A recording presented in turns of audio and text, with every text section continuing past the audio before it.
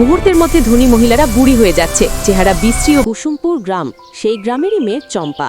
চম্পা রাস্তা দিয়ে যাওয়ার সময় একটা সোনালী সাপ দেখতে পায়। সাপটা আহত ছিল। চম্পা সাপটাকে বাড়িতে নিয়ে এসে তার সেবা করে ওষুধ লাগিয়ে ব্যান্ডেজ করে দেয়। সাপটা বলে, আমি জাদুর সাপ। এরপর চম্পা রাস্তা দিয়ে হেঁটে যাওয়ার সময় ৩-৪ জন ধনী মহিলারা চম্পাকে অপমান করে গরিব বলে। চম্পা বাড়িতে এসে সাপটাকে সব বলবে। তখন সাপটা চম্পাকে অনেক সোনা দানা হীরা মাণিক্য উপহার দেয়। চম্পা ঝুড়ি ভর্তি করে সোনা দানা হীরা মাণিক্য জহুরির কাছে বিক্রি করে ট্র্যাক্টরের ট্রলি ভর্তি টাকা পায়। চম্পা ট্র্যাক্টর চালিয়ে কিছু টাকা গর্ভবতী মহিলা এবং হুইল চেয়ারে বসে থাকা অসুস্থ লোককে চিকিৎসার জন্য দিয়ে সাহায্য করে। পাশে দাঁড়িয়ে ৩-৪ জন মহিলারা হিংসায় জ্বলে পুড়ে মরে। চম্পা রাতের বেলা ঘুমিয়ে পড়তেই ওই ৪ জন লোভী মহিলারা এসে সাপটাকে বস্তার মধ্যে ঢুকিয়ে চুরি করে নিয়ে পালায়। এরপর লোভী মহিলারা জাদু সাপকে বলে, আমাদের সোনা দানা হীরা মাণিক্য দাও, আমাদের আরো বড় লোক করে দাও। সোনালী জাদুর সাপ রেগে গিয়ে মুখ থেকে জাদুর আলো ছুড়ে দিচ্ছে সামনে দাঁড়ানো মহিলাদের দিকে। মুহূর্তের মধ্যে ধনী মহিলারা বুড়ি হয়ে যাচ্ছে, চেহারা বিশ্রী ও বিকৃত হয়ে যাচ্ছে। তাদের ঝলমলে শাড়ি ছেঁড়া কাপড়ে পরিণত হয়ে ভিখারির মতো হয়ে গেল।